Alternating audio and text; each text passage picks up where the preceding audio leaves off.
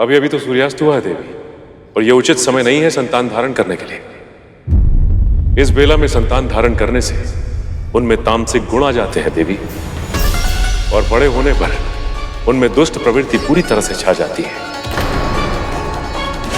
नहीं स्वामी, नहीं, मैं प्रतीक्षा नहीं कर सकती। पति के समय पर पत्नी का भी कुछ अधिकार अवश्य होता है, और पति पत्नी के संबंधों में पत्नी की इच्छा का सम्मान होना चाहिए स्वामी। यदि यही आपकी इच्छा है देवी, तो हम अपने कर्तव्य का पालन अवश्य करेंगे।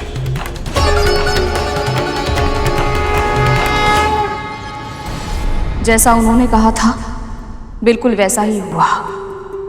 असुरों में जन्म से ही तामसिक गुण थे। वो स्वभाव में क्रूर थे और दूसरों की पीड़ा में ही आनंद लेते थे। उन्हें अनुशासन में रखना दिति दीदी के लिए भी कठिन था। पिता होने के नाते स्वामी ने देवों और दानवों को समान रूप से धर्मशास्त्रों का अध्ययन कराया। देवताओं ने अपनी शिक्षा का अर्थ भी समझा और उसे विश्व कल्याण के लिए अपने कर्म में भी उतारा। पर असुरों ने धर्म और तपस्या का मार्ग केवल तब चुना जब उन्हें ईश्वर को विवश करके वरदान लेना था, और फिर उन्होंने उस वरदान का उपयोग सदैव विनाश के लिए ही किया। जब ऐसा बार बार होने लगा तो स्वामी अपनी संतानों से निरासक्त हो गए।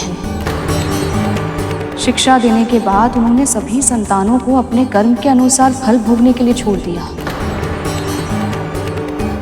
अपनी संतानों के विवादों में ना वो किसी की रक्षा के लिए बीच में आए और ना ही किसी के समर्थन के लिए। जैसे ना वो मेरे लिए आए, ना ही मेरी संतानों के लिए, है ना? मैंने ऐसा नहीं कहा दीदी। नहीं कहा, किंतु कहना यही चाहती थी ना। तेरा पुत्र वैकुंठ से लौट आया तो तू अपना स्थान भूल गई है। मत भूल कि तू एक दासी है। तू मुझे ज्ञान देने का प्रयास कर रही है। मुझसे एक ज्ञान ले, ध्यान से सुन। पिता निरासक्त हो सकते हैं, किंतु एक मां अपने तन से एक नए जीवन को जन्म देती है, तो वो भला अपनी संतानों के लिए निरासक्त कैसे हो सकती है? उसकी केवल इतनी ही कामना होती है कि उसके पुत्रों का भविष्य उज्जवल हो। वो केवल इतना चाहती है कि उसके पुत्र शक्तिशाली हो, समस्त संसार का सुख भोगे और सब पर राज करे। मां होने के नाते मेरे पुत्रों के लिए जो आवश्यक होगा मैं वो सब करूंगी।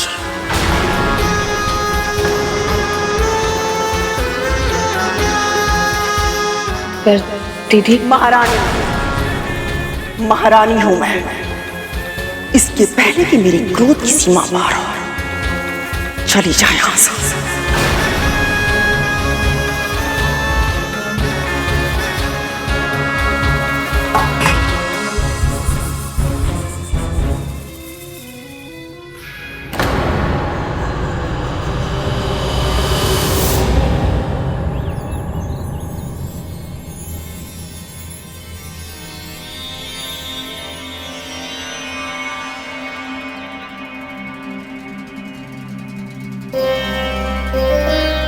माँ,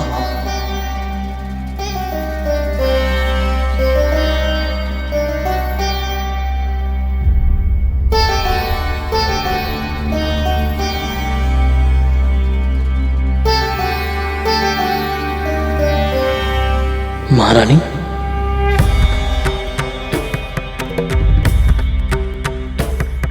माता ही सही, किंतु मां तो मैं भी हूं ना।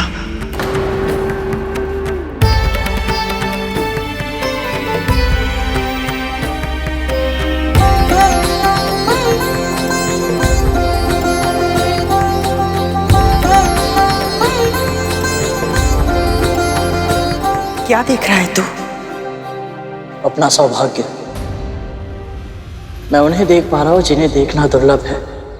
मुझे प्रभु श्री विष्णु के दर्शन मिल रहे हैं महारानी।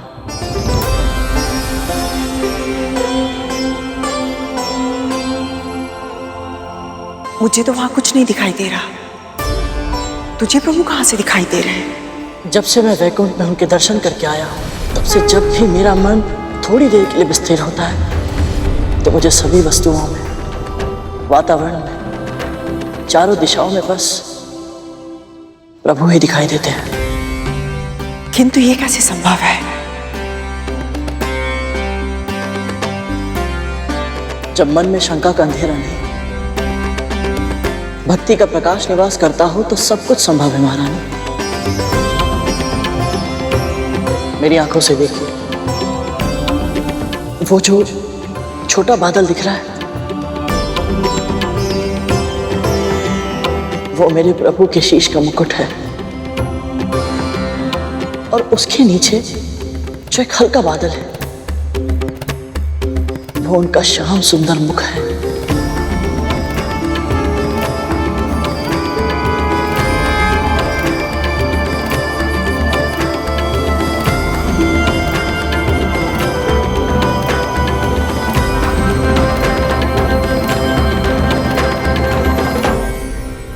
ब्रह्मा ने सृष्टि की रचना की, शिव उसके लयंकर है, जिनमें सब लय हो जाता है। प्रलय भी उन्हीं में है और विलय भी उन्हीं से है।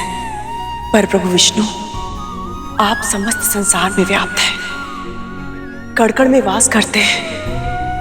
आप हमारे पालन करता है प्रभु।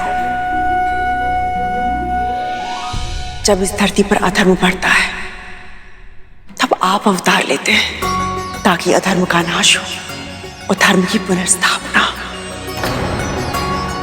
आप महान हैं प्रभु, आप महान हैं। महारानी,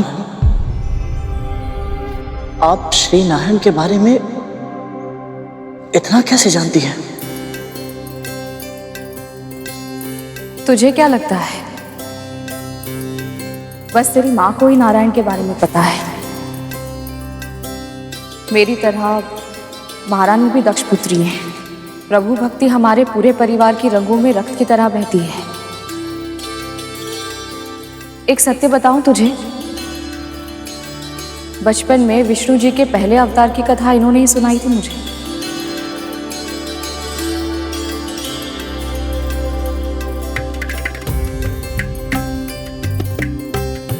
विष्णु जी का अवतार? सत्य मां, प्रभु ने पृथ्वी में जन्म लिया था। पर कौन सा अवतार मां, और क्यों?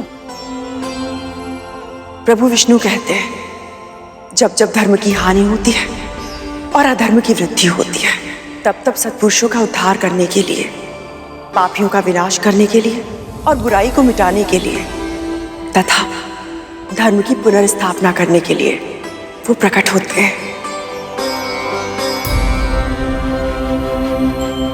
महारानी, मुझे इस कथा को जानने की बहुत इच्छा हो रही है। हम सभी सुनना चाहते हैं महारानी, और आपसे अधिक सुंदर ढंग से इस कथा को और कोई नहीं कह सकता। सुनाइए ना। ठीक है।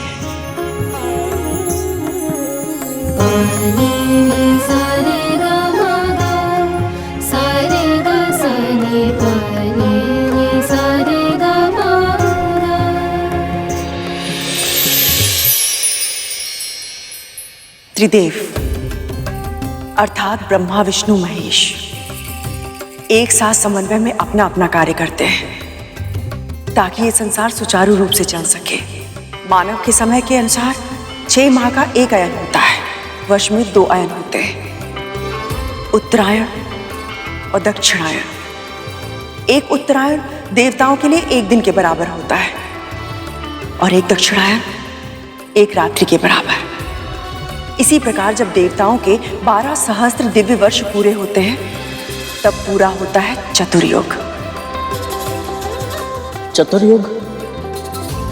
4 युग अर्थात सतयुग, त्रेता युग, द्वापर युग और कलयुग।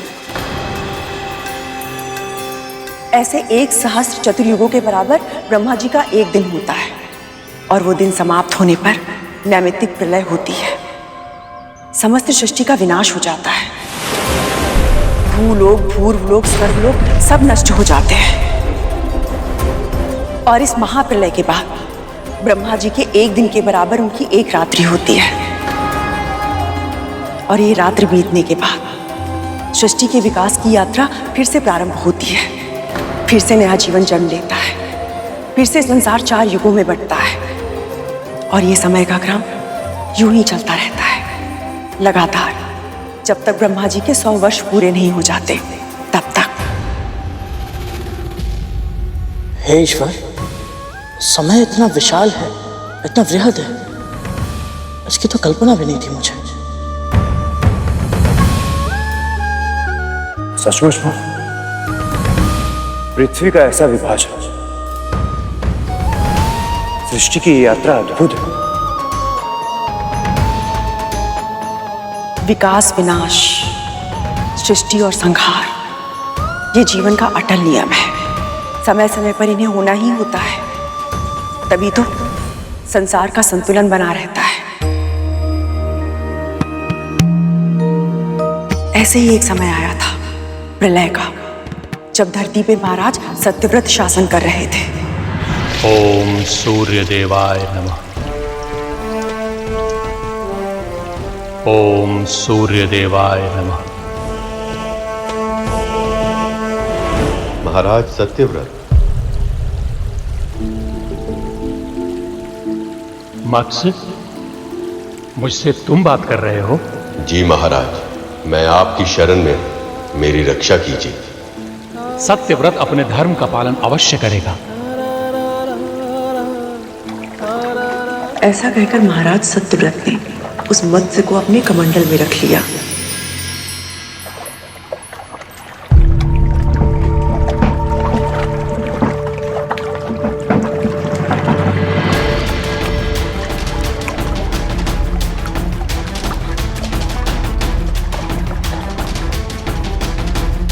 पर शीघ्र ही उस मत्स्य के आकार में वृद्धि हो गई और कमंडल उसके लिए छोटा पड़ने लगा।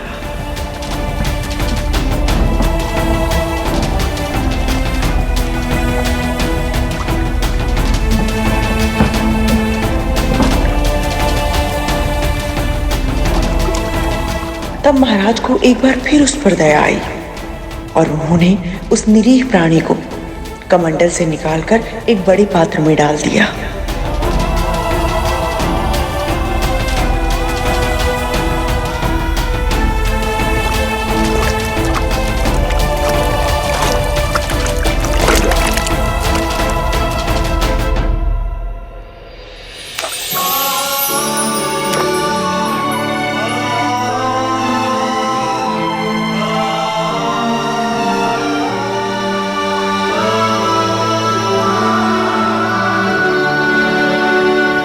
पर फिर एक दिन तीव्र ध्वनि से चौंककर जब महाराज उस कक्ष में आए तो उन्होंने देखा कि वो बड़ा पात्र भी उस मत्स्य को समा पाने में सक्षम नहीं था।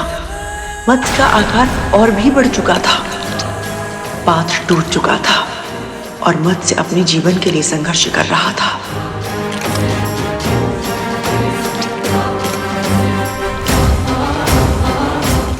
अब महाराज के सामने उसे समुद्र में पहुंचाने के सिवा और कोई चारा ना था। जैसे ही मत्स्य ने उस अनंत जलराशि वाले समुद्र में प्रवेश किया, अचानक वातावरण बदल गया। बिजली कड़कने लगी, बादल गरजने लगे। अंधकार और प्रकाश के संयोग से अलौकिक दृश्य छा गया और महाराज सत्यव्रत को उस मत्स्य की महिमा का आभास हो गया। आप कोई साधारण मत्स्य नहीं है, अवश्य ही कोई दिव्य आत्मा है। अपना सच्चा स्वरूप दिखाने की कृपा कीजिए देव।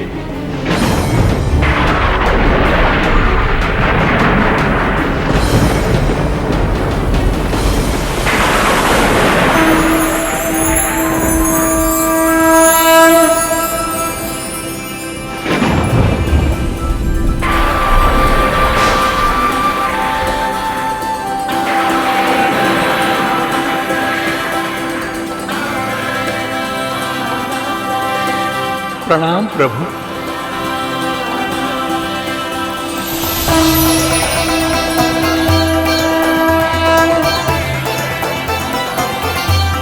हे राजन, ये समस्त संसार 7 दिन के बाद नष्ट हो जाएगा। असुर हयग्रीव ने वेदों को चुरा लिया, अज्ञान की कालिमा और उससे उत्पन्न हुई दुष्टता चारों ओर फैल गई है।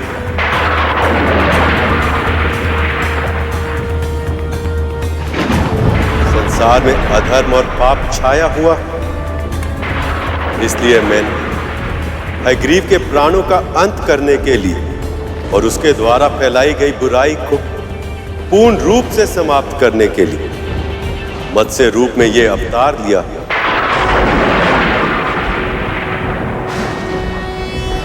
नमस्ते ब्रह्म रूपाय विष्णु रूपाय ते नमः। नमस्ते रुद्र रूपाय। आज से ठीक 7वें दिन पृथ्वी पर विनाश का तांडव होगा।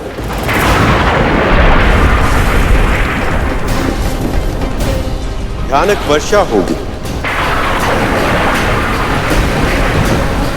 समुद्र का जल स्तर इतना अधिक बढ़ जाएगा कि पूरी पृथ्वी उसमें डूब जाएगी।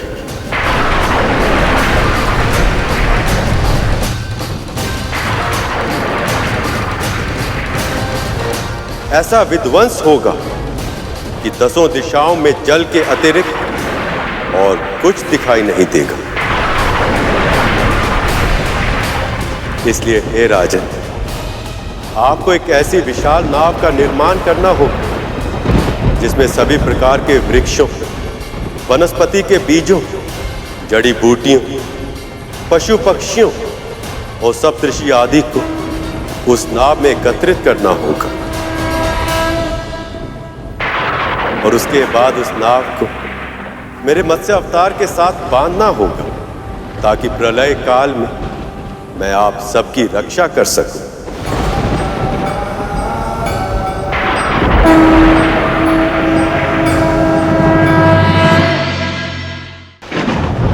कालांतर में जब सृष्टि का सृजन होगा तब उस नए संसार की आप प्रजापति कहलाएंगे।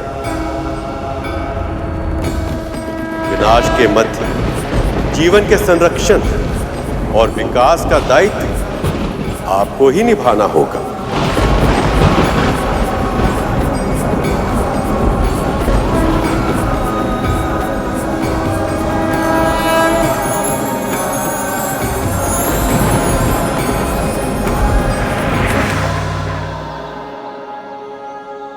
माँ, वो प्रलय थी कैसे? और मां विष्णु जी ने मत्स्य अवतार लेकर सबको मृत्यु के मुख से सुरक्षित बाहर कैसे निकाला, ये भी बताइए ना। प्रभु विष्णु के आदेश से प्रेरणा पाकर महाराज सत्यव्रत ने एक विशाल नाव बनाई। तभी अचानक वातावरण बदलने लगा, सूर्य की किरणें बरसने लगी और उसके भीषण ताप के प्रभाव से पेड़ पौधे जलने लगे। हयग्रीव चारों वेदों के साथ समुद्र में छुपा था। तभी प्रभु विष्णु आधे मानव और आधे मत्स्य अवतार में उसके सामने आए। उन्हें देखकर हयग्रीव उनकी दृष्टि से ओझल होने का प्रयास करने लगा, किंतु मत्स्य की गति अधिक थी। वो जिस दिशा में जाता मत्स्य उनके सामने आ जाता। अब असुर घबराने लगा, शीघ्र ही ज्वालामुखी फटने लगा। पिघला हुआ लावा अपने मार्ग में आने वाली हर वस्तु को जलाने लगा। पहाड़ों पर हिम पिघलने लगी और फिर आई हिम की आंधी। उधर हयग्रीव उस विशाल मत्स्य को देखकर चिंतित था। अपने दिव्यास्त्रों से बार बार वो उन पर प्रहार करने लगा। तभी मत्स्य ने अपना मुंह खोला और सारे तीर, भाले, अस्त्र शस्त्र सब अपने मुख में समा लिए। ये देखकर हयग्रीव व्याकुल हो उठा। उसके हाथ से छूटकर चारों वेद नीचे गिरने लगे। इसके पहले कि समुद्र तल की गहराइयों में वो सदैव सदैव के लिए खो जाते, मत्स्य ने गोता लगाकर उन्हें अपने मुख में रख लिया। क्रोधित हयग्रीव उन पर आक्रमण करने का प्रयास कर रहा था। तभी प्रभु ने मत्स्य अवतार लेकर एक ही बार में उस असुर का पेट चीरकर उसका वध कर दिया। हयग्रीव का वध होते ही अन्य पशु, राक्षस, दानव और बुरी शक्तियां तड़प तड़प कर अपने प्राण त्यागने लगी। धरती पापियों के बोझ से मुक्त हो गई थी।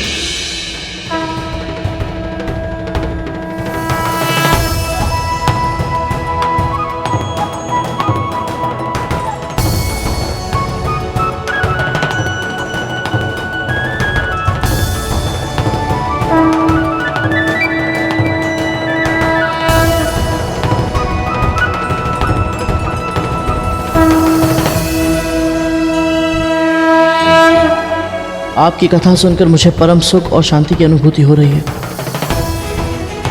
किंतु माँ की दास्ता का भार अभी मेरे मन को खाए जा रहा है। कृपा करें महाप्रभु।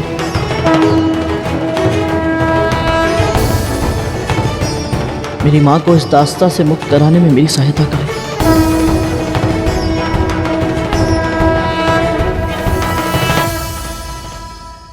महाराज सत्यव्रत सप्तऋषियों के साथ अपनी नाव पर बैठे। उस पर उपस्थित वनस्पतियां, पेड़ पौधे, बीज, जड़ी बूटियां और भिन्न भिन्न प्रकार के पशु पक्षी पहले से उपस्थित थे। क्रोधित समुद्र विध्वंस का तांडव करने लग गया।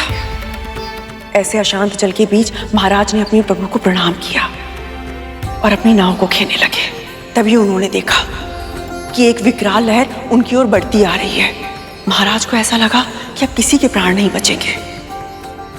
तभी उनके सामने प्रकट हुआ वो विशाल मत्स्य, जिनके मुख में चारों वेद सुरक्षित थे। महाराज ने अपनी नाव उनसे बांध दी। तभी मत्स्य उस विकराल लहर की ओर बढ़ गया। अब उनकी नाव ने मृत्यु रूपी लहर में प्रवेश किया। जैसे ही वो लहर निकल गई, महाराज ने अपनी आंखें खोली और देखा सब सुरक्षित थे। प्रभु की भक्ति में भाव विलीन होकर उन्होंने अपना शीश झुकाया और इसी प्रकार प्रभु ने मत्स्य अवतार लेकर चारों वेदों को बचाया।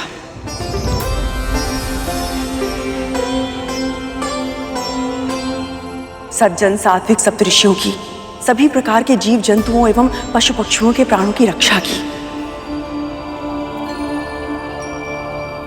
वनस्पति, वृक्षों के बीज एवं जड़ी बूटियों के रूप में इस जगत में जो भी शुभ है, सबका संरक्षण किया और साथ ही साथ हयग्रीव नाम के असुर के रूप में अधर्म का नाश किया, पाप का संहार किया और पुनः धर्म की स्थापना की।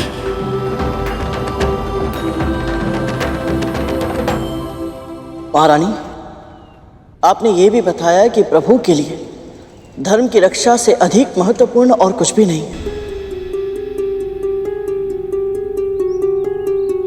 तो उन्हीं प्रभु का भक्त होने के नाते मैं आपसे एक प्रश्न पूछना चाहता हूं।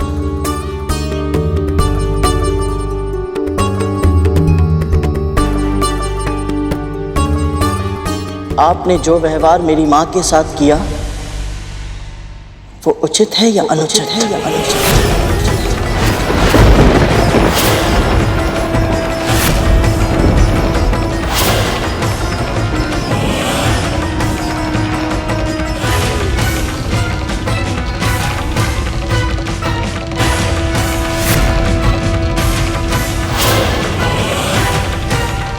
बोलिए महारानी, बोलिए महारानी, बोलिए। आपने पुण्य संचित किया या पाप?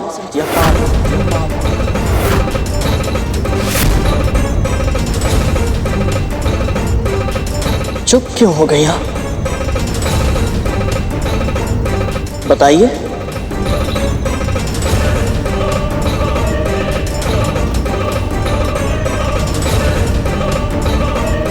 जो व्यवहार आपने अपनी सगी बहन के साथ किया वो धर्म है या अधर्म?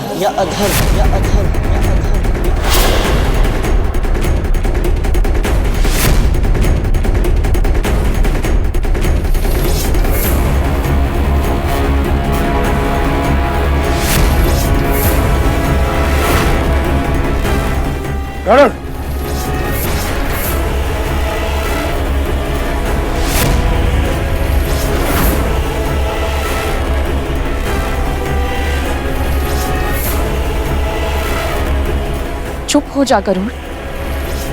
शांत जल में पत्थर क्यों डाल रहा है तू?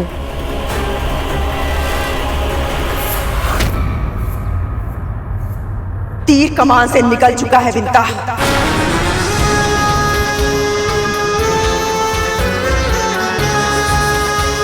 बोल चुका यह, इसके प्रश्न का उत्तर मुझे देना ही होगा।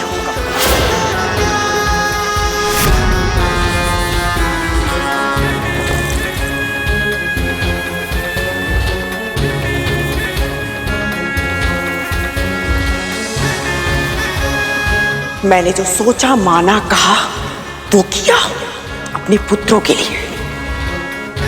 यदि अपने पुत्रों का हित सोचना अधर्म है तो मैं कभी विजेता नहीं बनती। देख, मैं आज महारानी हूं और तेरी मां एक दासी।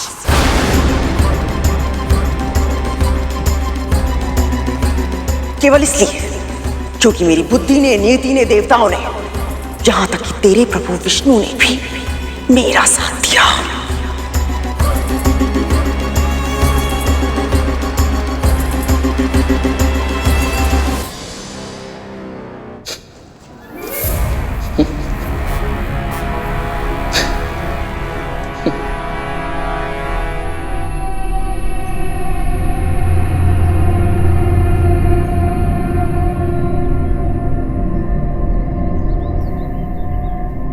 मानसिक संतुलन खो बैठा है। हंस क्यों रहा है तू? आपकी मूर्खता पर हंसी आ रही है मुझे।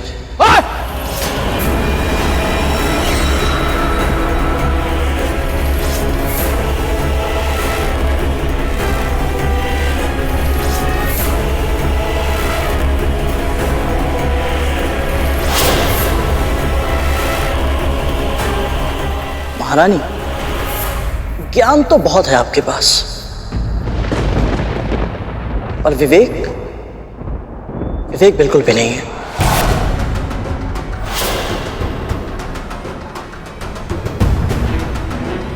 इसीलिए आपको अंदेशा तक नहीं हुआ कि आप धर्म के मार्ग से कितना भटक चुके हैं। आपके पास ये महल है, संपत्ति है, वैभव ऐश्वर्य है, इसलिए आपको लगता है कि आप जो भी करती है वो सब उचित है। और वास्तविकता तो ये है कि आपने अपने षड्यंत्रों के नींव पर अभिमान का महल खड़ा किया है।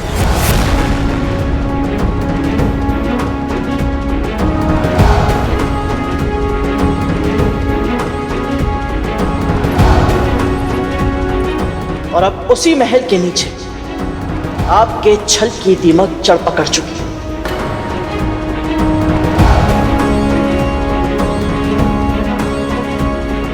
धीरे धीरे ये दीमक आपके पूरे महल को निगल जाएगी और आपका आभास भी नहीं होगा महारानी।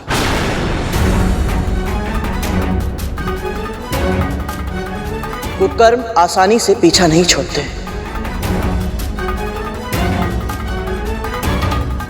उत्तर देना चाहती थी ना आप? दीजिए उत्तर।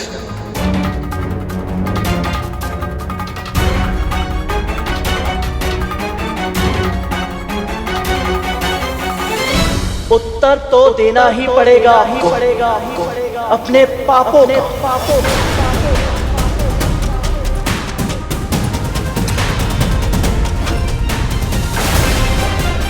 मेरी मां क्षमाशील, दयालु है,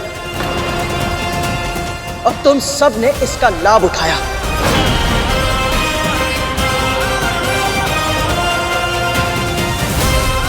पर स्मरण रहे, हर एक बात की एक सीमा होती है, अच्छाई की भी।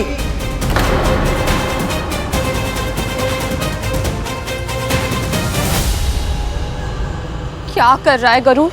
अति मत कर। सत्पुरुषों के क्रोध से भयभीत होना चाहिए महारानी, क्योंकि जब उनके आवेश का बांध टूटता है तब प्रलय आती है।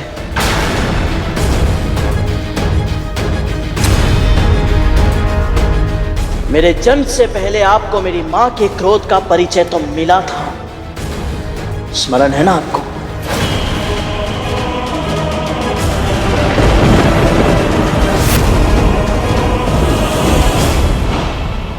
मेरे पुत्र को हानि पहुंचाने की चेष्टा किसने की?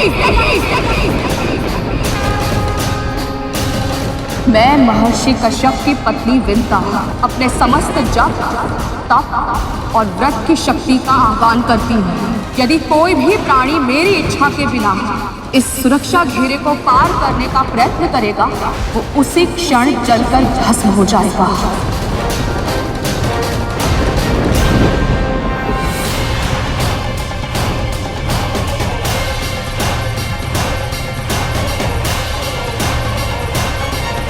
मेरी माँ ने तो अपने आप को नियंत्रण में कर लिया था, पर मैं भी ऐसा कर पाऊंगा ये वचन देना मेरे लिए तनिक कठिन है महारानी।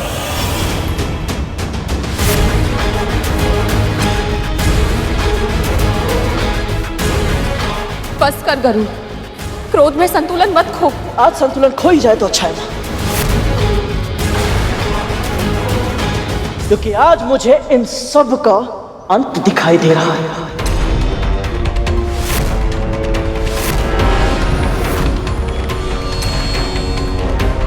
महारानी, यदि आपने ऐसे ही मेरी मां को दासी बनाए रखा और उनके साथ अत्याचार किया तो मैं भ्राता तक्षक का दम घोट दूंगा और भ्राता कालिया के 5 सिरों को उखाड़कर अपनी मां के चरणों में फेंक दूंगा।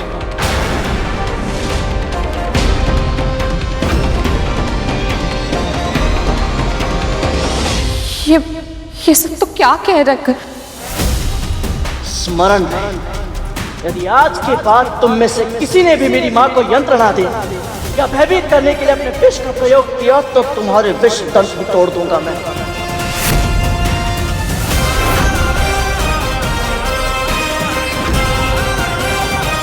मेरे ये पंजे तुम्हारे तन को 2 भागों में बांट देंगे और मेरे ये नख तुम्हारे भागों को सहस्त्र टुकड़ों में उखाड़ कर फेंक देंगे।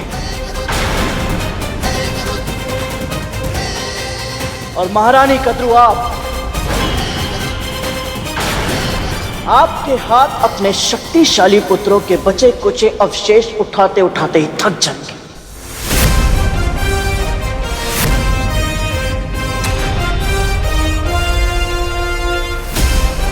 जिह्वा पर नियंत्रण रख गरुड़।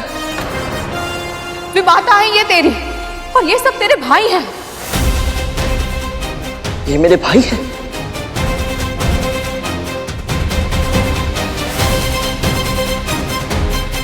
ऐसे भाई? मां आप तो जानती है ना कि भाई का धर्म होता है कि वो अपने छोटे भाई की रक्षा करे, कि उसका मार्गदर्शन करे। पर ये सब तो प्रारंभ से मेरे साथ शत्रु जैसा व्यवहार करते आए हैं।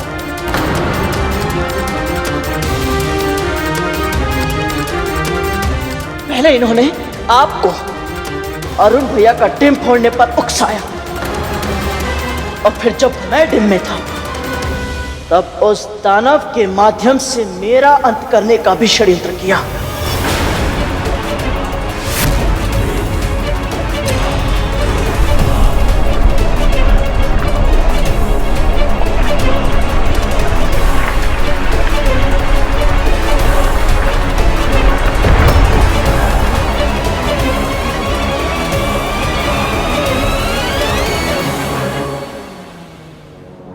बहुत बोल रहा है ये माँ।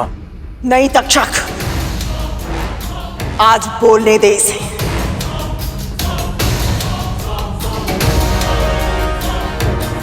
हाँ, आज मैं बोलूंगा और आपको सुनना ही पड़ेगा मां। विमाता है आप और मां तो आप भी है ना।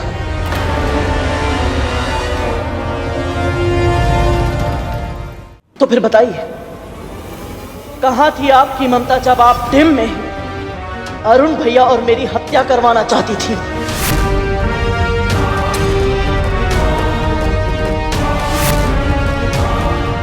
क्या तुम्हें भी लगता है तुम्हारा डिम सड़ता है?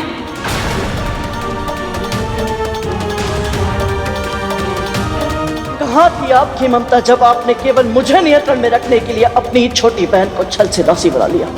तूने वचन दिया था मुझे, इसलिए अब तुझे मेरी दासी बनना पड़ेगा जीवन भर के लिए। अपना प्रभुत्व बनाए रखने के लिए किसी और से उसका सामान्य जीवन जीने का अधिकार छीन लेना ये कहां का धर्म है महारानी?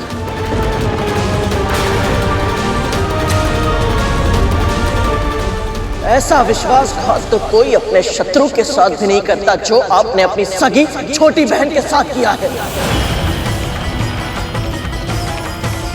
बस कर दे गरुड़, जो होना था वो हो गया, अब जाने दे। मुझे रोकने के स्थान पर यदि आपने इन सबको अपनी भावना के साथ खिलवाड़ करने से रोका होता, अपनी ईर्ष्या पर नियंत्रण किया होता,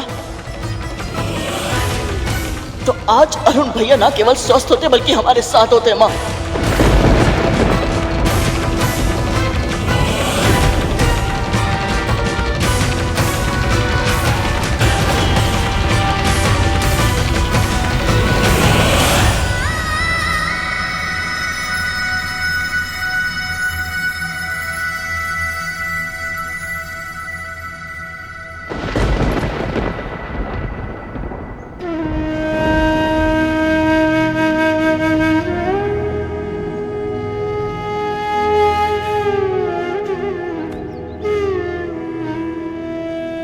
मुझे क्षमा करें। तेरे वचन कटु हैं पर सत्य है। माँ का पल्लू पकड़ के रोता है और हमें धमकी देने चला था।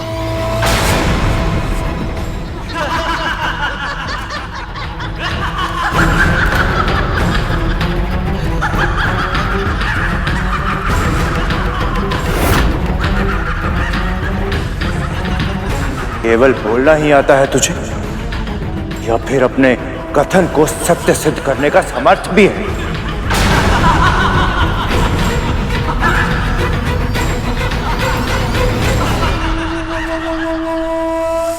कभी कभी बहुत दया आती है मुझे आप पे।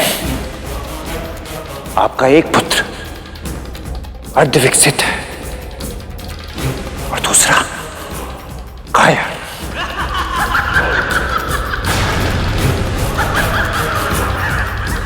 दोष आपके पुत्रों का नहीं है दासी मां, दोष आपका है। दुर्बल हैं आप, दुर्बल हैं।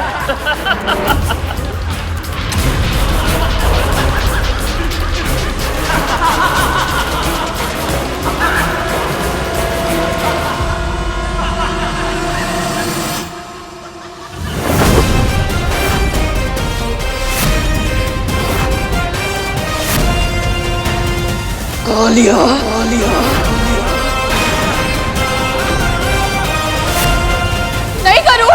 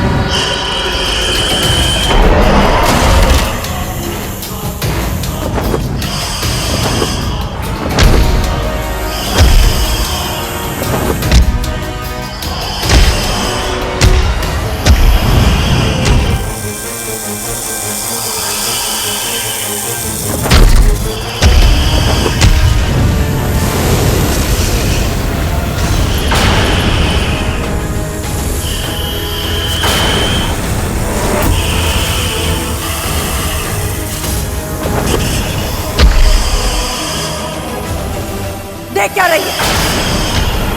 रोक अपने पुत्र को। मेरी बात मान गरुड़, रुक जा।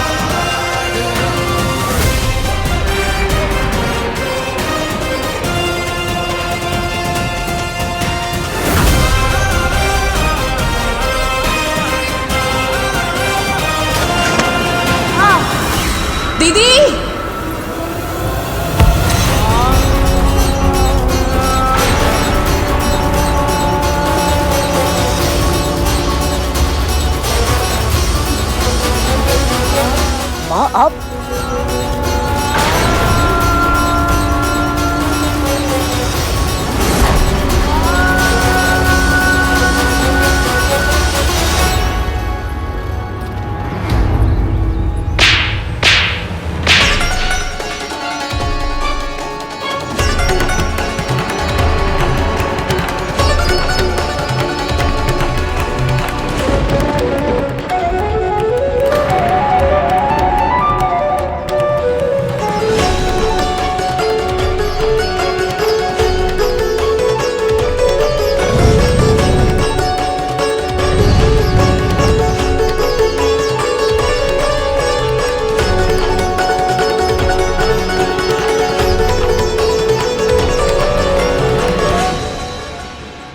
ऐसा व्यवहार करते हैं अपनी विमाता के साथ? आज तक मुझे अपने पालन पोषण पर अभिमान था, अपने संस्कारों पर अटल विश्वास था, अपनी तपस्या पर गर्व था कि मेरे पुत्र में कोई दोष, कोई विकार नहीं है। पर आज क्रोध में तो तू अंधा हो गया गरुड़। जो व्यवहार तूने अपनी बड़ी मां और अपने भाइयों के साथ किया है ना, उसने मेरे हृदय पर बहुत गहरी ठेस पहुंचाई है।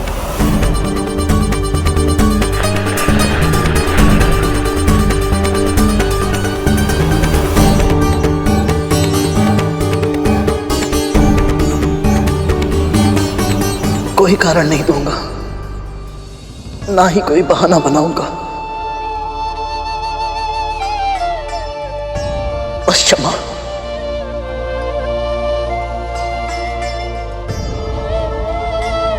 जिनका अपमान किया है तुम्हें, क्षमा दान देने का अधिकार भी उन्हें ही है।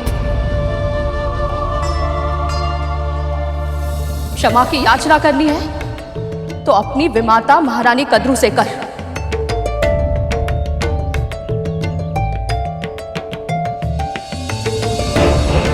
चल।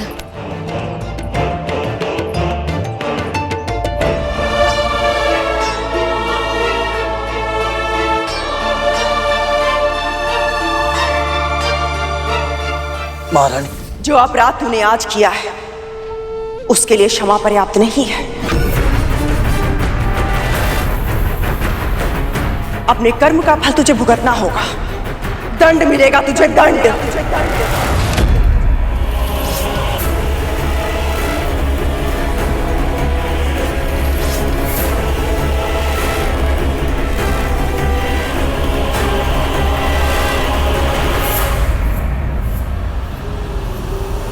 आप मेरी मां समान हैं। आप जो भी दंड देंगी मुझे स्वीकार है।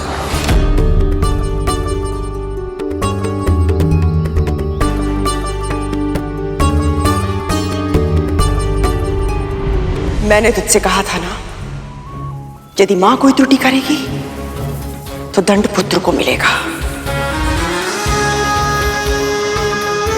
यदि पुत्र कोई अपराध करेगा तो परिणाम मां को भुगतना होगा। आज तेरी मां के मना करने के बाद भी तूने मेरे पुत्रों पर आक्रमण करके यह सिद्ध कर दिया है कि अब तेरी मां का आदेश तुझे नहीं रोक सकता। तेरी मां तुझे समझाने में विफल हो गई है, इसलिए मैं वही करूंगी जो एक स्वामिनी अपने दास को नियंत्रण में रखने के लिए करती है। आज तक तू एक दासी पुत्र था गरुड़, किंतु आज से, अभी से तू हम सबका दास होगा। तू हम सबका दास होगा। तू हम सबका दास होगा।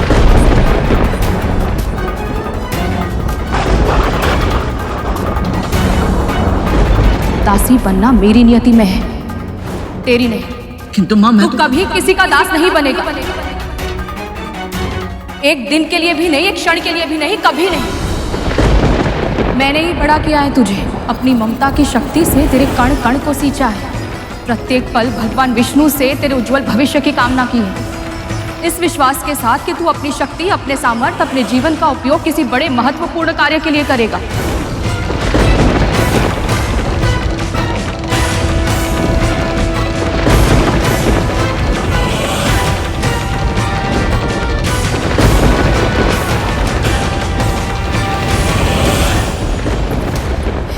कहिए दीदी, मैं दासी हूं, पर मेरा पुत्र वो आपका दास कैसे बन सकता है? उसे मुक्त रहने दीजिए।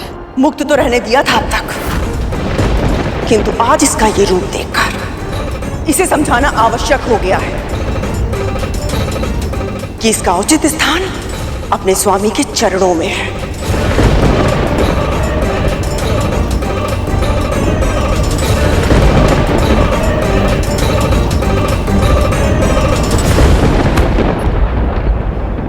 माँ, मैं आपके आगे हाथ जोड़ती हूँ दीदी।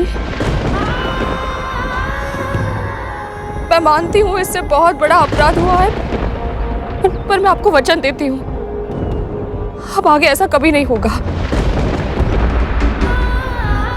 या आपको या आपके पुत्रों को हानि पहुंचाना तो दूर, दृष्टि ऊंची करके देखेगा तक नहीं।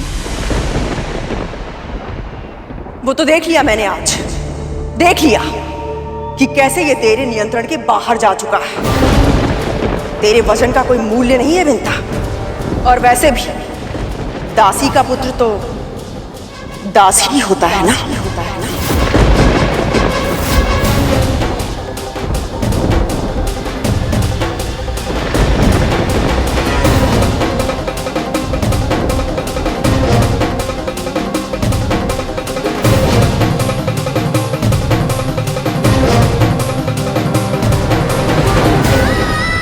मैं आपके चरण छूकर प्रार्थना करती हूँ दीदी,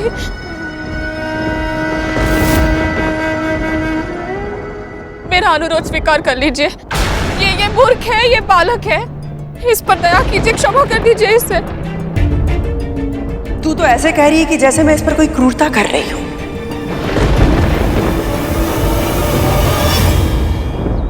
स्मरण है तुझे, कल तू हमारे स्वामी का उदाहरण देकर मुझे समझा रही थी। आज मैं उन्हीं का नाम लेकर तुझसे पूछती हूँ। हमारे स्वामी महर्षि कश्यप जिस तरह धर्म के मार्ग पर चलते हैं, उस धर्म के अनुसार तेरे पुत्र को तेरा अनुसरण करना चाहिए था या नहीं?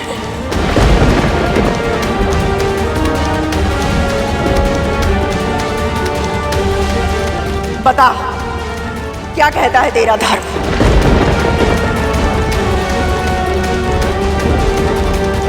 मौन मत रह दासी, बोल, तेरे पुत्र को दास होना चाहिए या नहीं?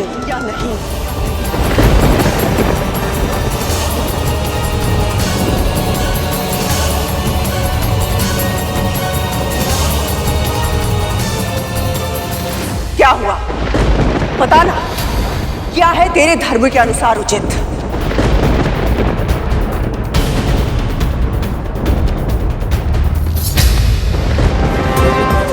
मैं आपसे विनती करती हूँ महारानी, ये निर्णय लेने के लिए मुझे विवश मत कीजिए। अपने पहले पुत्र को जीवन भर का दुख दे चुकी हूँ मैं। अब अपने दूसरे पुत्र की भाग्य रेखा यदि मेरे कारण मिट गई तो मेरा अपराध बोध मुझे जीने नहीं देगा। कर्तव्य का निर्णय भावना के अधीन होकर नहीं किया जाता है।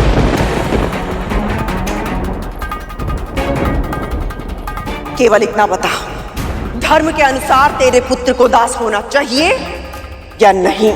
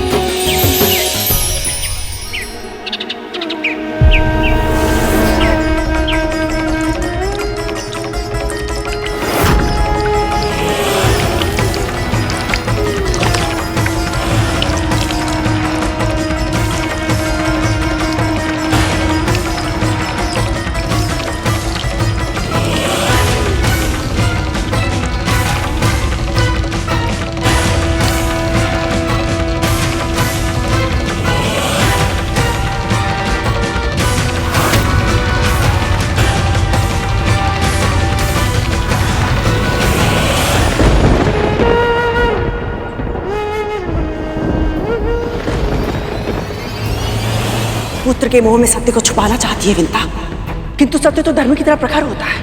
तेरे छुपाने से नहीं छुपेगा। सत्य बता, धर्म की रक्षा करेगी या नहीं?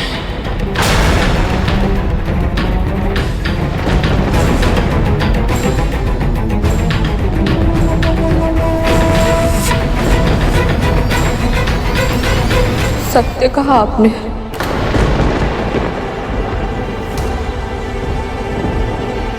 एक दासी का पुत्र दासी होता है। एक दासी का पुत्र दासी होता है।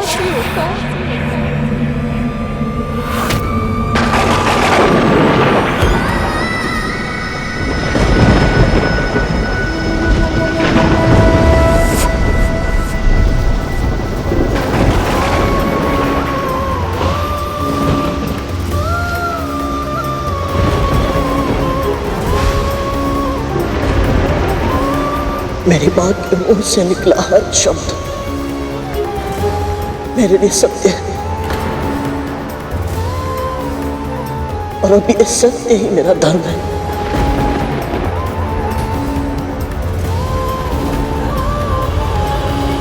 आज से मैं आप सबका दास हूं। आज से मैं आप सबका दास हूं।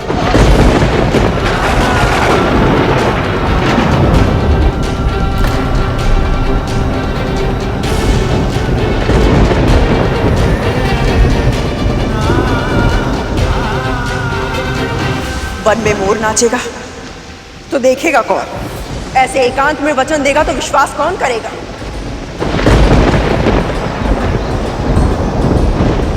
तेरे दासत्व की घोषणा सबके सामने की जाएगी।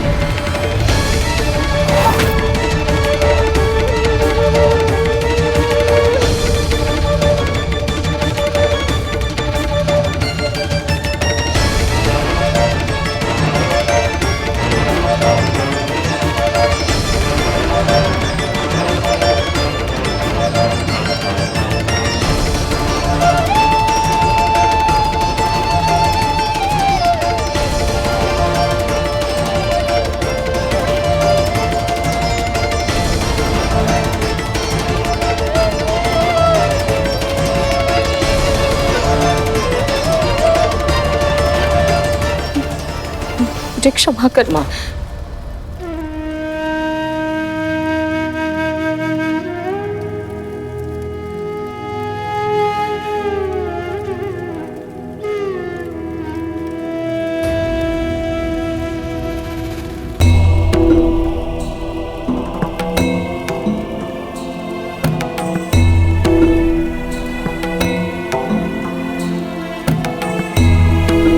यशस्वी भव, आसन ग्रहण कीजिए।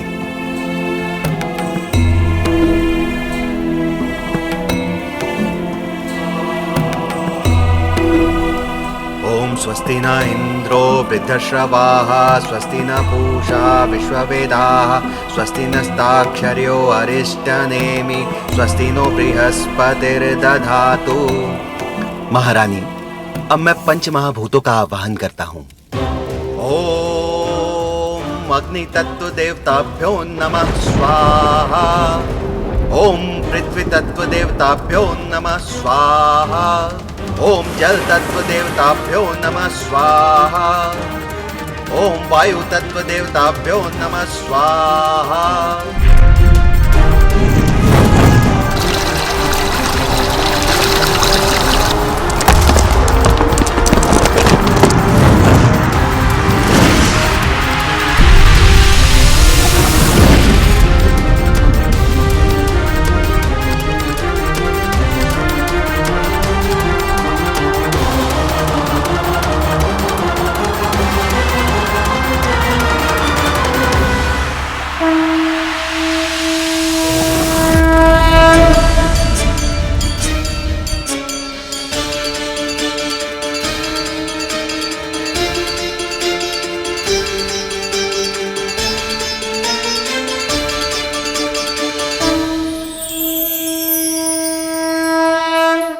महारानी, अब आप अपना दाहिना हाथ इनके दाहिने हाथ पे रखिए।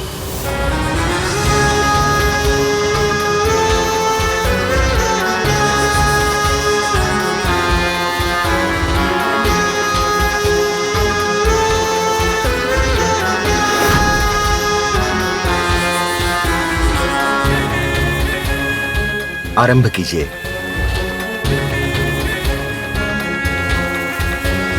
अब जो मैं तुझसे कहूंगी वो तू दोहराएगा।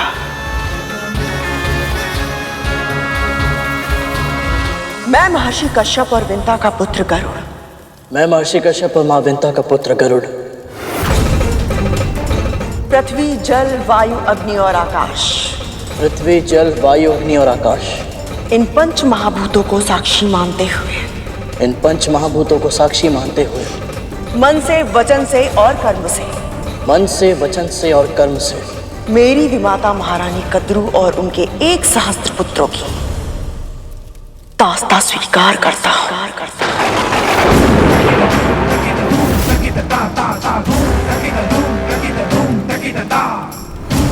दासी बनना मेरी नियति में है। तू कभी किसी का दास नहीं बनेगा। एक दिन के लिए भी नहीं, एक क्षण के लिए भी नहीं, कभी नहीं। जो मेरी माँ का अपमान करेगा, मैं उसका सम्मान कभी नहीं कर सकता।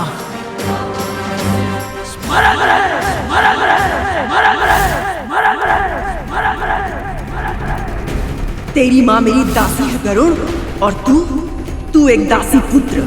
यदि तूने कभी भी मेरे पुत्रों का अपमान किया या उनका अहित करने के बारे में सोचा, तो प्रकृति की कोई भी शक्ति तुझे मेरे क्रोध से नहीं बचा पाएगी। अपनी विषैली शक्तियों पर बहुत अभिमान है ना तुम सबको। आज उसी अभिमान का अंत करूंगा मैं। तुम्हारे विष उगलने के सामर्थ्य को नष्ट कर शक्तिहीन बना दूंगा मैं तुम सबको।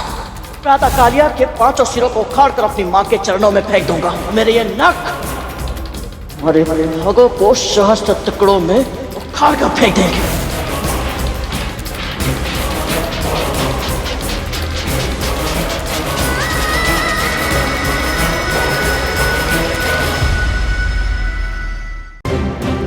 मेरी विमाता महारानी कद्रू और उनके 1 सहस्त्र पुत्रों की दास्तां स्वीकार करता हूँ।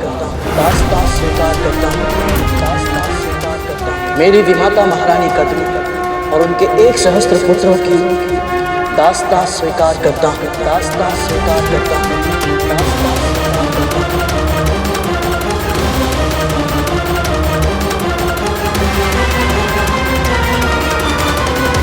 महारानी, ये धागा इनकी कलाई में बांध दीजिए।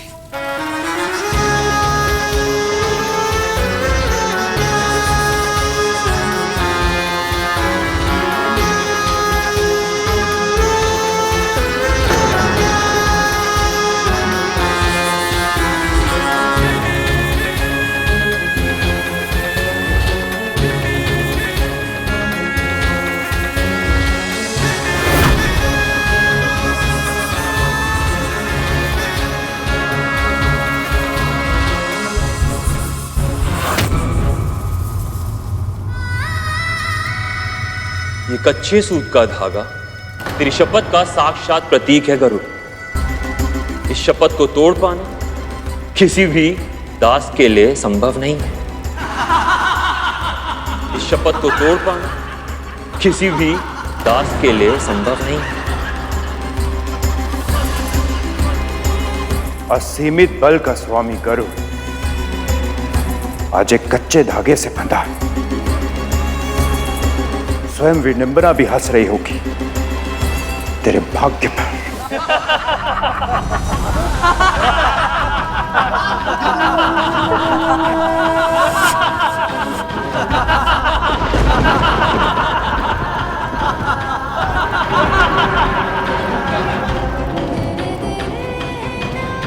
हे परम प्रभु विष्णु, मुझे शक्ति दीजिए कि मैं अपनी माँ के मुख से निकले हर वचन को पूरी श्रद्धा से निभा पाऊं।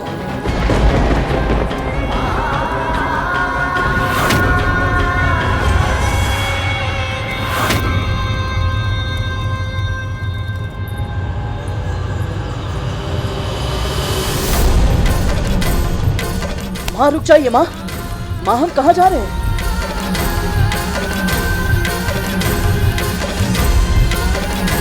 माँ माँ रुक जाइए माँ, आप तो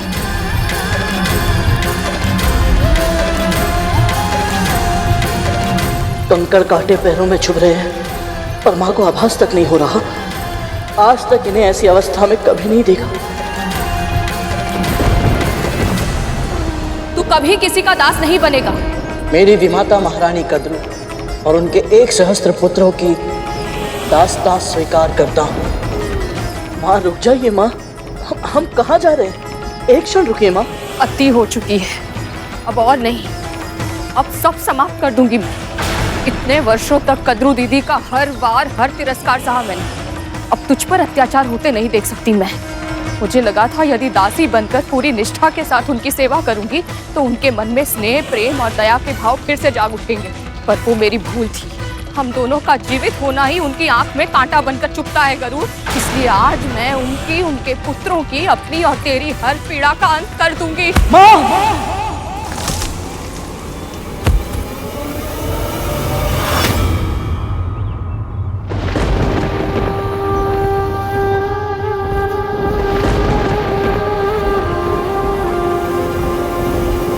ये क्या कर रही हैं?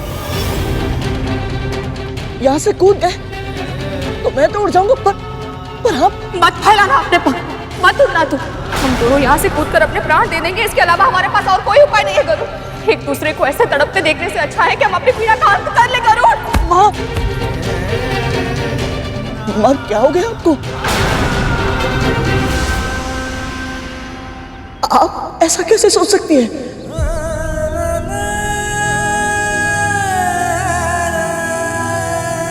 माँ आपको संतुलन साधना आता है। परिस्थिति कैसी भी क्यों ना हो, ना आपका मन भटकता है, ना मस्तिष्क विचलित होता है। मेरी आदर्श है आप माँ। मैं सब कुछ आप ही से सीखता हूँ, तो फिर आप अपनी श्रद्धा, अपना धैर्य कैसे खो सकती है? थक गई हूँ मैं गरुड़, बहुत थक गई हूँ मैं। यदि मुझे विश्वास हो ना कि तुझे वो जीवन अवश्य मिलेगा जिसके योग्य तू है, तो अब भी जीवन भर दासी कर्म कर सकती हूँ मैं। पर तुझे एक क्षण के लिए भी दास के रूप में देखना मेरे लिए असहनीय है पुत्र।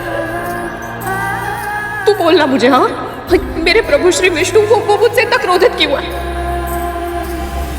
वो मेरी पुकार क्यों नहीं सुन रहे? तू बता मुझे।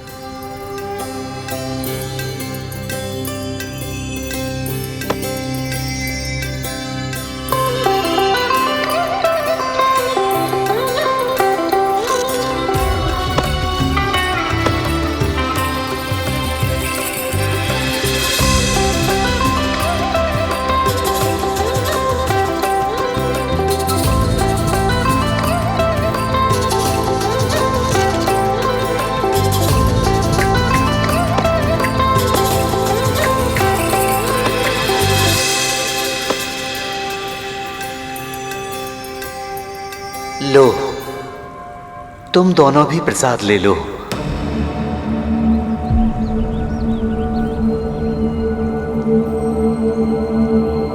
और बाबा आप तो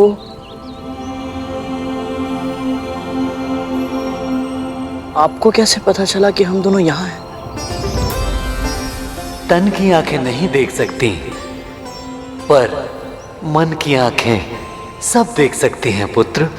और वैसे भी तुम्हारी और तुम्हारी माँ की छवि में एक विशेष तेज है, शुद्ध सात्विक तेज। अवश्य ही तुम दोनों भगवान विष्णु के भक्त हो, है ना?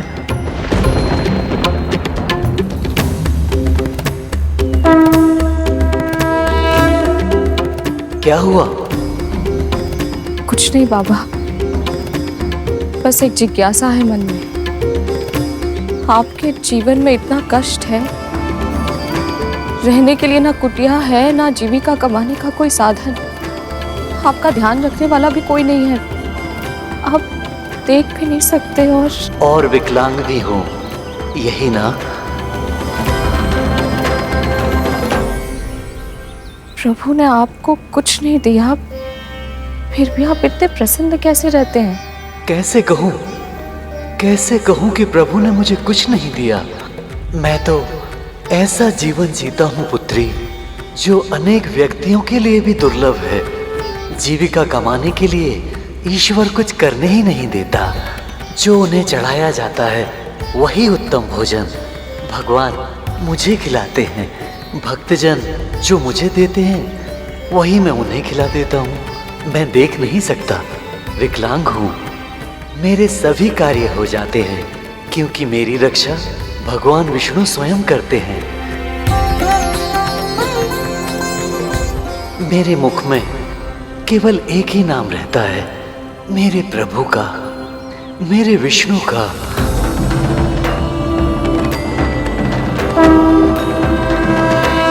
इससे अधिक उत्तम एक भक्त के लिए और क्या हो सकता है? लो, प्रसाद का सेवन करो और भगवान विष्णु का पूजन करो।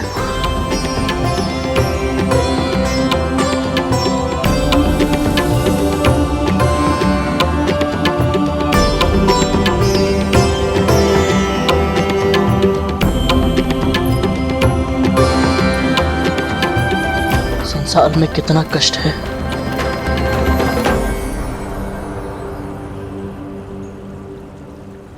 और हमारा कष्ट कितना कम है।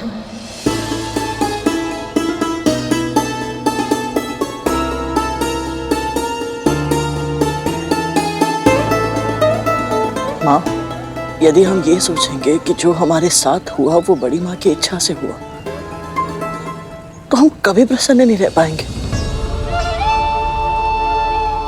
पर यदि हम ये विश्वास करेंगे कि जो हमारे साथ हुआ या संसार में जो कुछ होता है वो प्रभु विष्णु की इच्छा से होता है, तो हम सदैव प्रसन्न रहेंगे माँ। हमें दुखी रहने का कोई कारण ही नहीं मिलेगा। सही कहा ना माँ?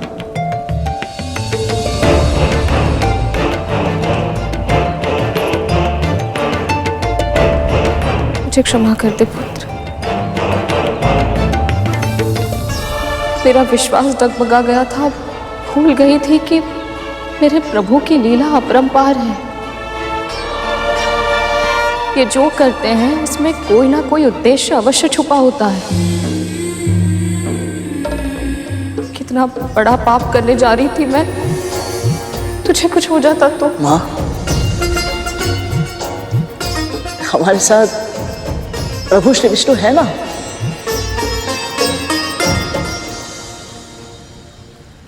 और वो हमारे साथ है माँ, सदैव।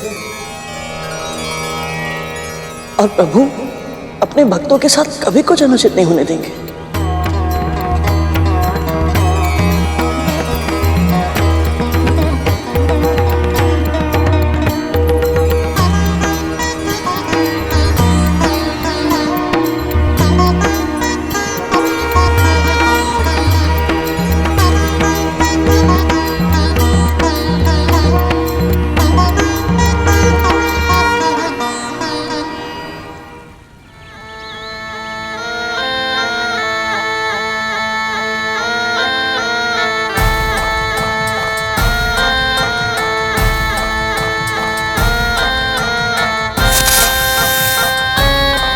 देख रहे हो भैया, सब कितने खुश लग रहे हैं।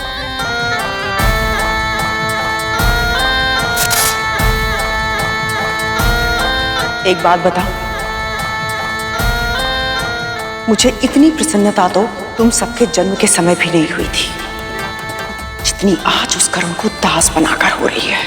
स्वाभाविक है, करुण हमारे अस्तित्व के लिए संकट बन गया था, और आपने उसे अपना दास बनाकर अपने चरणों तले रौंद दिया।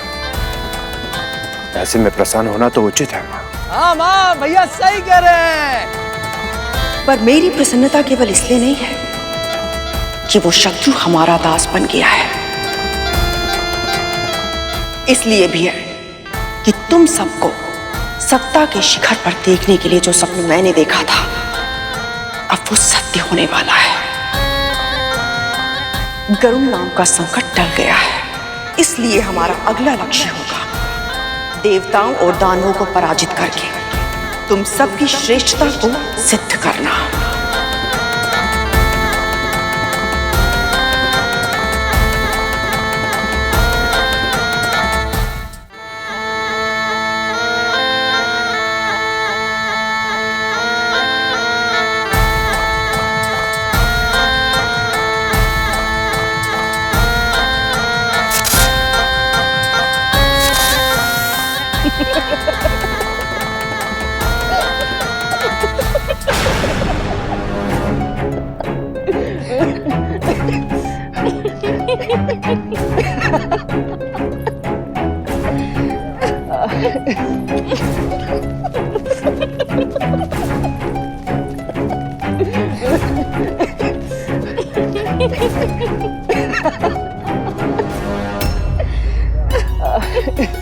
माँ, नियति का प्रयास तो देखिए।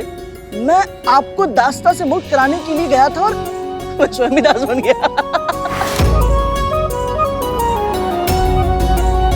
घर पहुंचकर काव्य रचना करूंगी इस परिहास पर। नाग वंश अलसाएगा, पक्षी करेगा काम, विष्णु को मन में धरे, मुंह से बोले राम। वाह। और माँ, एक और बात, अब तो महल में प्रवेश करने से कोई भी नहीं रोकेगा मुझे। प्रभु ने मेरी प्रार्थना का फल दिया है। मुझे बिना बताया गया था ना, अब बिना सूचना के कहीं नहीं जा पाएगा तू। सदैव मेरी आंखों के सामने ही रहेगा। मैं भी तो वही चाहता हूँ माँ। चल अब। कैसे ये दोनों इतने प्रसन्न कैसे हो सकते हैं? मैंने तो ये सब इसलिए किया था ताकि इनके जीवन से हर्षोल्लास का अस्तित्व मिट सके, इनका साहस साथ छोड़ दे, आत्मविश्वास लुप्त हो जाए और मनोबल टूट जाए। फिर भी ये दोनों इतना हंस क्यों रहे हैं? क्यों? कहीं ऐसा तो नहीं इन्होंने हमारी चाल से बचने का कोई उपाय सोच लिया हो?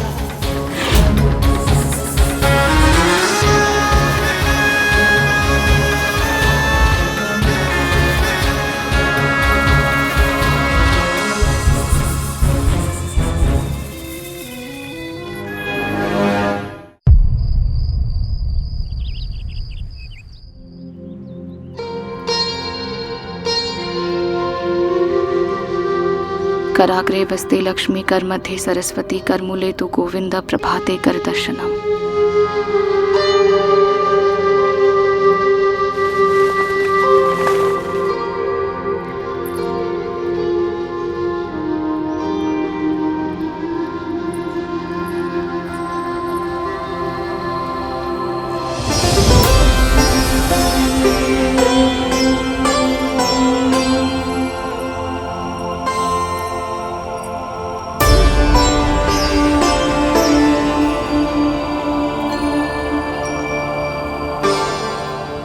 ये क्या कर रहा है तू? अरुण भैया को हृदय से लगा। आप भी लगाइए ना, बहुत अच्छा लगेगा। आइए।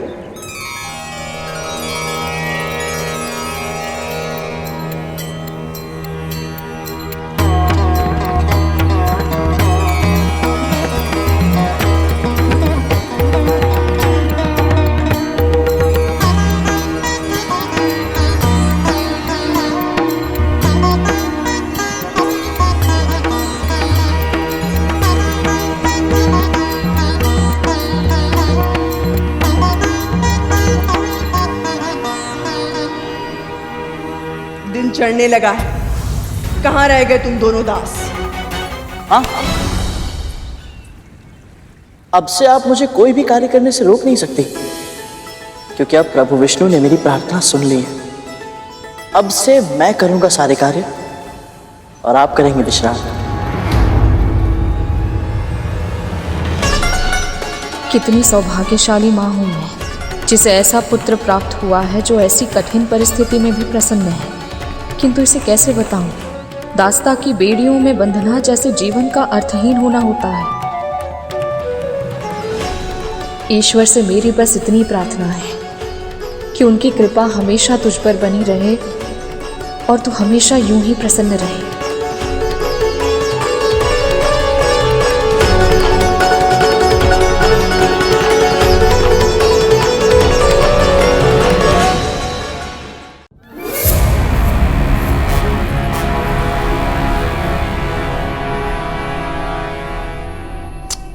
अब तो एक पल की भी देरी सही नहीं जा रही है। कब आएगा ये गरुड़?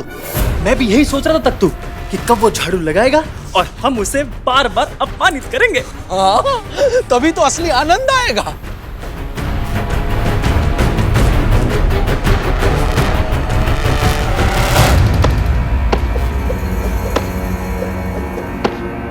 आ गया, आ गया, आ गया। अब आएगा असली आनंद। लगाओ झाड़ू हमारे दास गरुड़।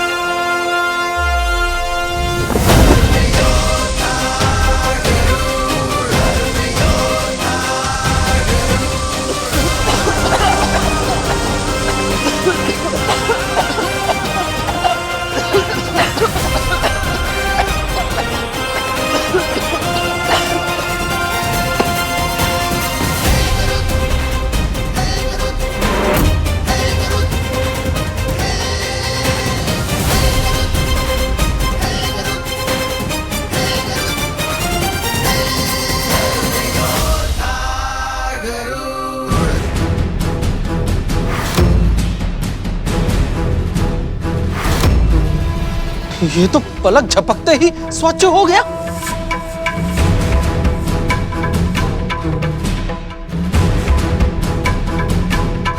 गरुड़ के लिए ये सब कार्य सामान्य है, इसे कोई कठिन कार्य देना होगा।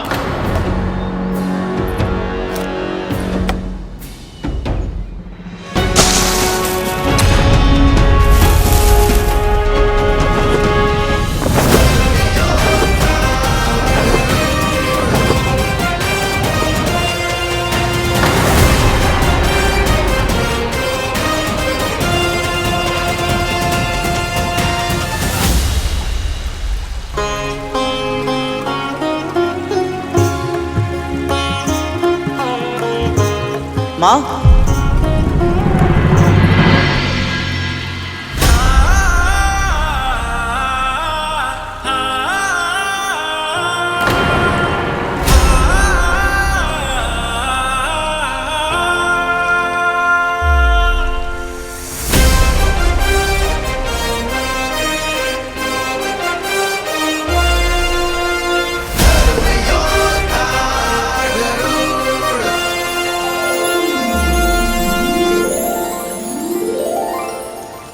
कुछ भी कहो, ये गरुड़ है तो कार्य कुशल। हाँ तख्तू, क्षण भर भी बीत नहीं पाता कि ये पहला कार्य समाप्त करके दूसरे कार्य के लिए उपस्थित हो जाता है।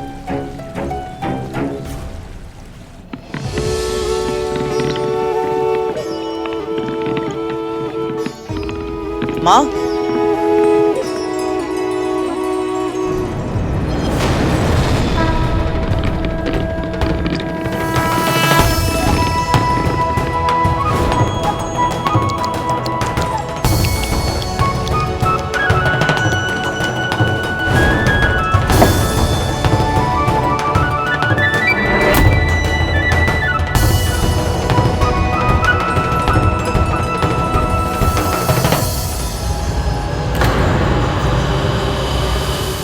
माँ, मैं हूं ना। यहां क्या कर रहा है तू?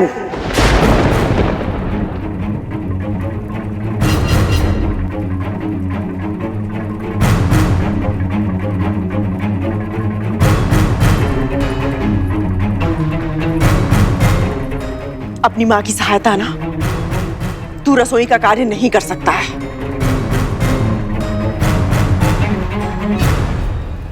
सही कह रही हैं आप महारानी, किंतु आपको कोई ऐसा कार्य ढूंढना होगा जो मेरे पुत्र की शक्ति और योग्यता के अनुरूप हो।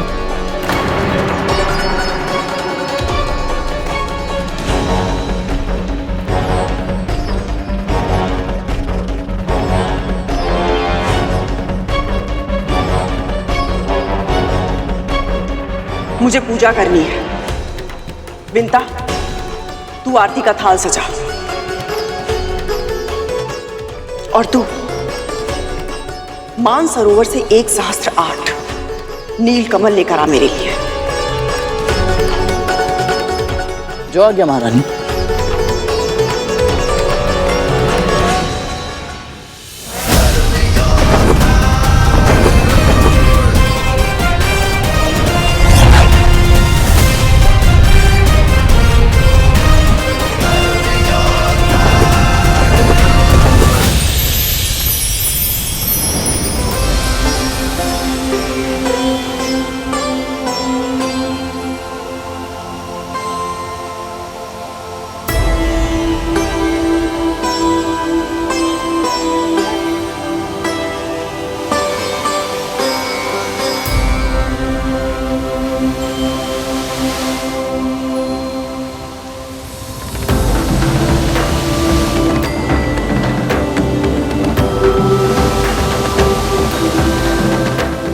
हे सरोवर श्रेष्ठ, मेरा प्रणाम स्वीकार करें।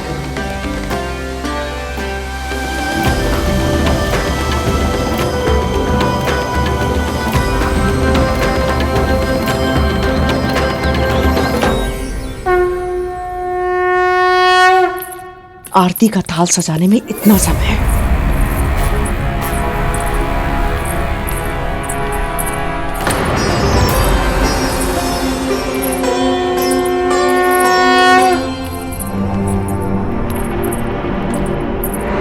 ये इतनी शीघ्र मानसरोवर से वापस कैसे लौट आया?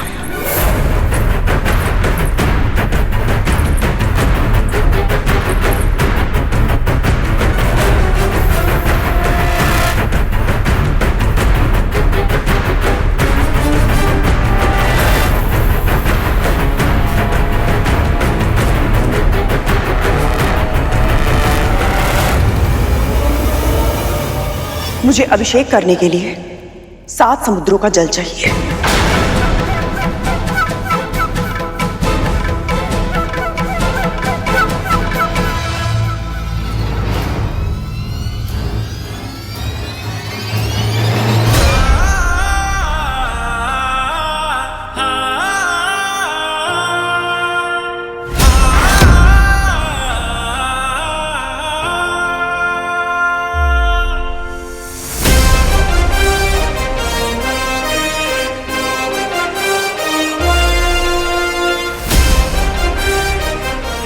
ये 7 समुद्रों का जल। जी महारानी, आप कहती हैं ना कि मेरी माँ आपकी सर्वाधिक प्रिय दासी है। आपके आदेश देने से पहले ही वो समझ जाती है कि आपको क्या चाहिए। मैं भी उन्हीं माँ का पुत्र हूँ। जब आपने नीलकमल की इच्छा व्यक्त की तो मैं समझ गया कि आपका अगला आदेश क्या होगा।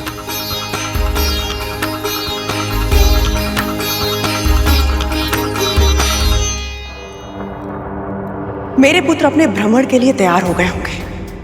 तू जा उनके साथ, उनका अंगरक्षक बन के। उन्हें रक्षा की आवश्यकता है? नहीं, पर मेरे पुत्र वंचित क्यों रहे? सभी शक्तिशाली व्यक्तियों के साथ में उनके अंगरक्षक रहते हैं। शक्तिशाली है तो अंगरक्षक की क्या आवश्यकता है? कैसी विडंबना है।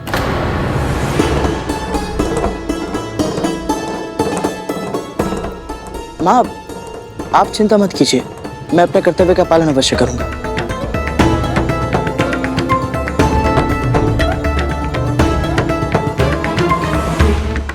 आज्ञा दीजिए।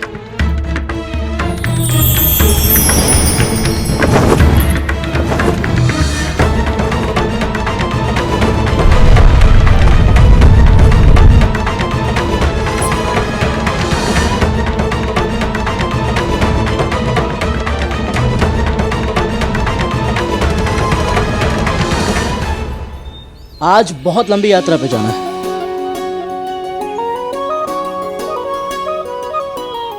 आइए, रथ तैयार है। चलिए चलिए।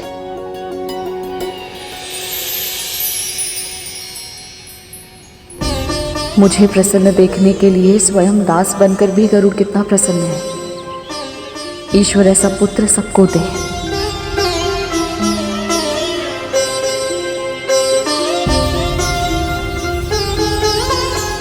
रक्षक भैया, कालिया भैया, आइए आप दोनों भी बैठिए। जब सेवक इतना बलशाली हो तो घोड़ों की क्या आवश्यकता है? आज ये रथ तू चलाएगा गरुड़।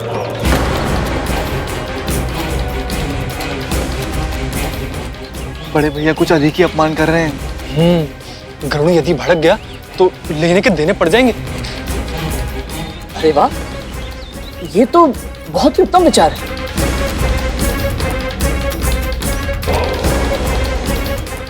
आइए बैठिए।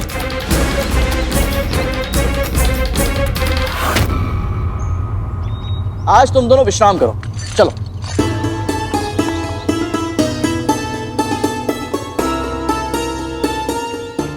आइए भैया।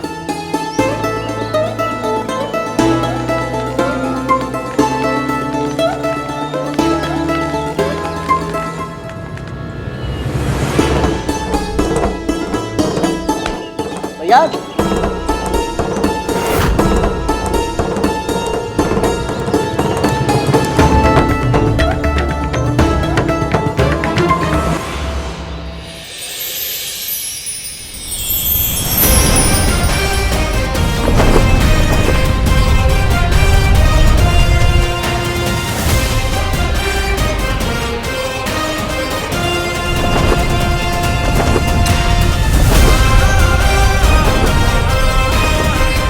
अरे संभाल के, ये तो वायु के वेग से तेज चल रहा है। हाँ सरकोटा।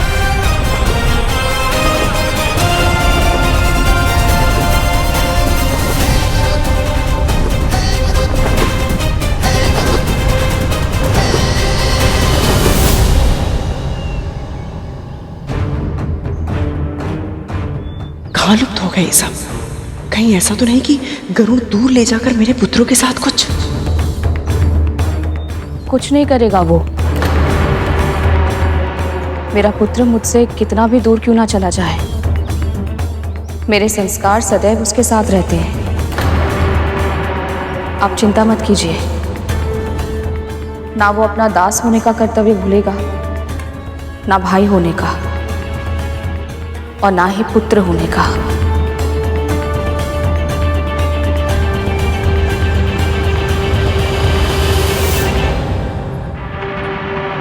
दास बनने के बाद भी गरुड़ इतना सहज कैसे है?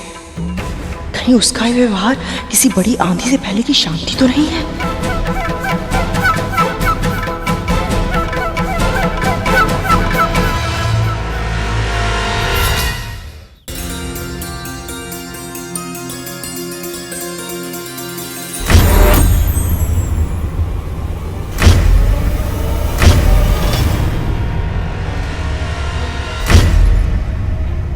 ये क्या हो रहा है?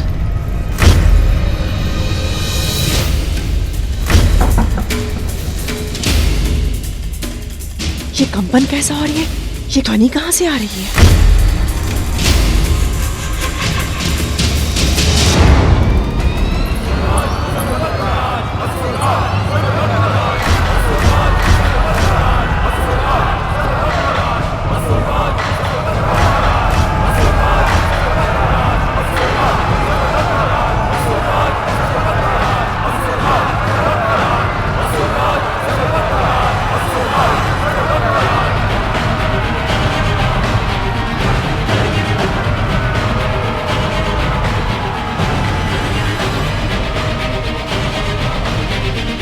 विमाताएं, एक नहीं दो दो विमाताएं। कहाँ है वो दुस्साहस पक्षी? महाराज बलि ने उसका शीश काट कर लाने का आदेश दिया है।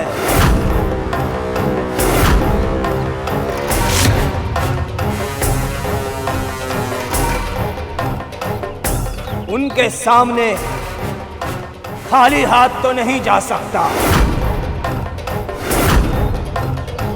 कहाँ छिपा है वो गरुड़? आ, सामने आ।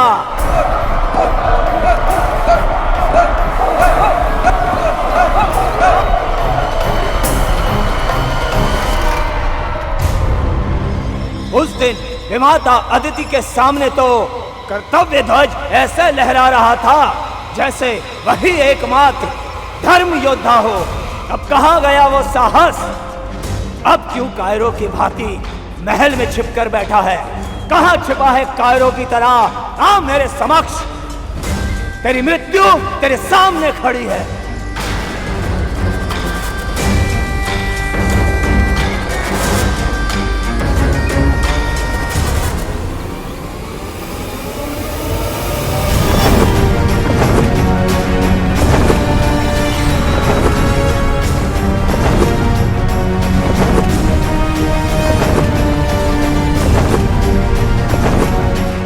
निश्चित ही वो भयभीत हो गया है और उसने असुर शक्ति पर प्रहार किया है। उस अपराधी को मेरे समक्ष न लाकर, उसे शरण देकर तुम दोनों भी अपराधी बन गई हो। मैं तुम्हें अंतिम चेतावनी देता हूं, यदि इसी क्षण गरुड़ को मुझे नहीं सौंपा तो मैं तुम्हें भी नहीं छोड़ूंगा।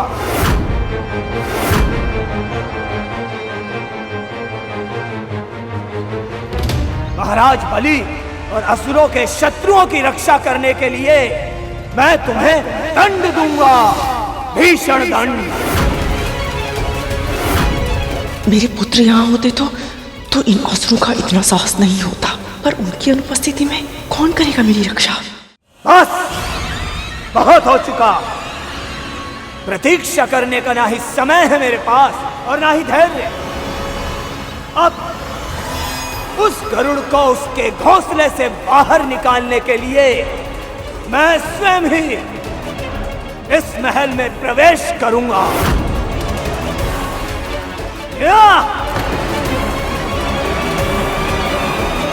ठहर जाओ।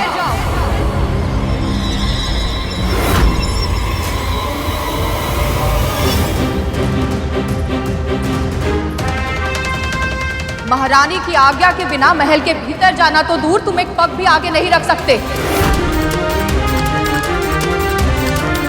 यदि बल से प्रवेश करने का प्रयास किया तो पहले तुम्हें मुझे पराजित करना होगा।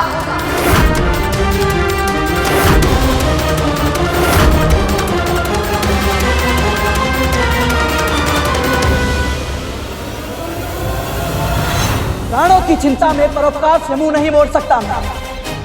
इस रेखा को ध्यान से देखो असुर सेनापति, ये मेरी मां के दिए गए संस्कारों का मान रखने के लिए है।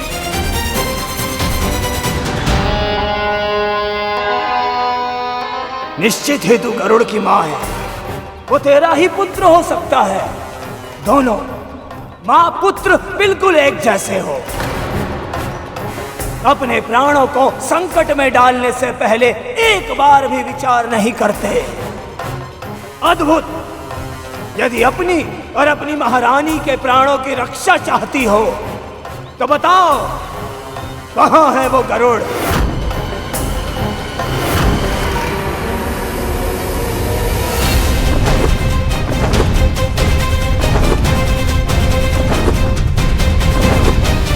इस महल की स्वामिनी को धमकाने का, उनका अपमान करने का दुस्साहस कर रहे हो तुम। लौट जाओ। महारानी की आज्ञा के बिना तुम्हारा यहाँ प्रवेश वर्जित है।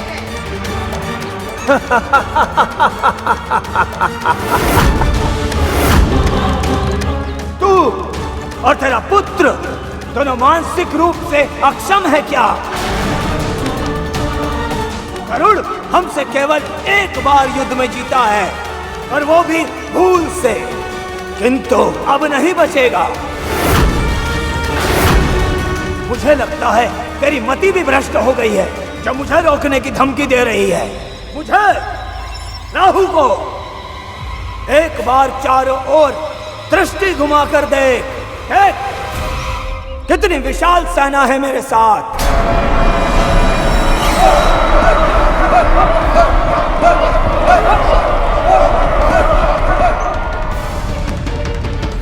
मैं तुम्हें अंतिम बार अवसर देता हूं। गरुड़ को मुझे सौंप दो और अपने प्राणों की रक्षा कर लो, अन्यथा मैं तुम्हें दंड दूंगा, प्राण दंड।